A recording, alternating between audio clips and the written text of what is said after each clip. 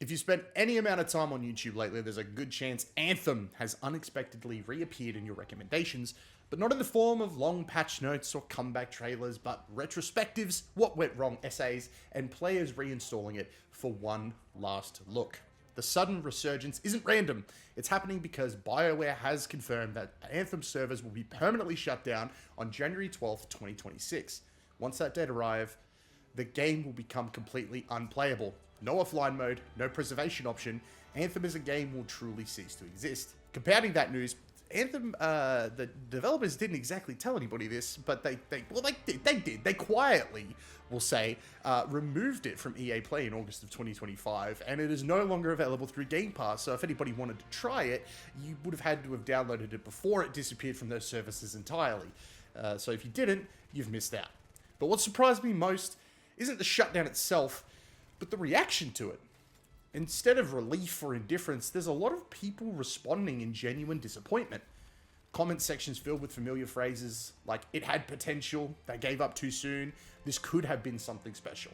The response felt wildly disconnected from how Anthem was discussed at launch, when the prevailing narrative was that it was broken beyond repair. So I decided to revisit it properly. No nostalgia-fueled memory, no selective recall. I spent hours and hours and hours playing Anthem again towards the end of last year and the start of this year to answer a simple question. Were we too harsh, or was the criticism justified? Plus, I also wanted to get that cheeky platinum before it was gone forever. Now, the first few hours of Anthem are dangerous. Not because they're bad, but because they are very convincing.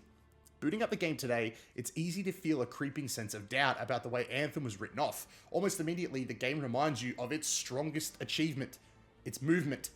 Flying feels incredible. It's smooth, responsive, and thoughtfully designed. The overheat system encourages intentional traversal, forcing you to skim water, dip through rain, or plan out your route carefully. It gives the act of flying texture rather than turning it into a mindless boost button. Even all these years later, few games have really captured this fantasy as cleanly as Anthem did. Combat initially reinforces that impression, right? Abilities hit hard, ultimates look spectacular, and the elemental combo system delivers instant audio-visual payoff. Watching enemies detonate in a chain reaction still feels really satisfying. There's a clear power fantasy here, and for a moment, it's easy to believe that Anthem deserved more time. Even the presentation holds up, better than anyone expected. Facial animations during cutscenes are expressive, character models are beautifully detailed, and voice acting is quite often strong.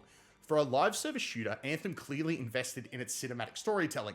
Fort Tarsis feels lived in, the several NPCs you come across are believable people rather than quest dispensers, and in those opening hours, Anthem makes a persuasive argument for itself. Anthem's identity lived and died with its javelins, and to this day, they remain its greatest success in my opinion.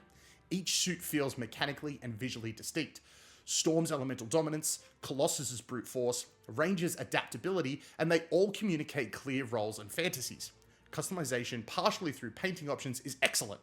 Player javelins feel personal. They feel like yours. And even years later, stepping into a shared space reveals wildly different color schemes and aesthetics.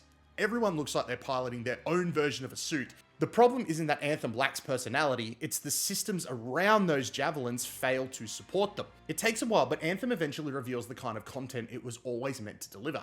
The strongholds, the game's strike-style missions if you're a Destiny player. And where everything finally aligns, enemy density improves, enemy encounters demand ability management, environments are structured rather than decorative. With a group of friends, these missions feel focused and engaging. They're not revolutionary, but they're enjoyable and replayable. For brief moments there, Anthem stops feeling like a collection of disconnected ideas and starts to feel more like the cohesive game it was meant to be. Unfortunately, reaching this point requires pushing through everything else, like the campaign. Anthem's campaign isn't doomed by its narrative, it's undone by its uneven pacing. Progression is constantly interrupted by unnecessary friction.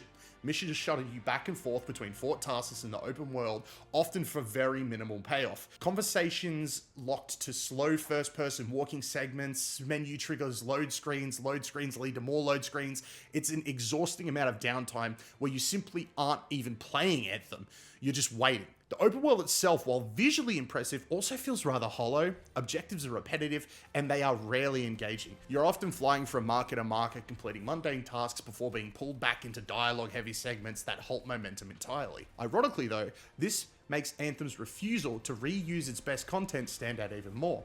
The strongholds are engaging, yet the campaign avoids them in favor of less interesting activities.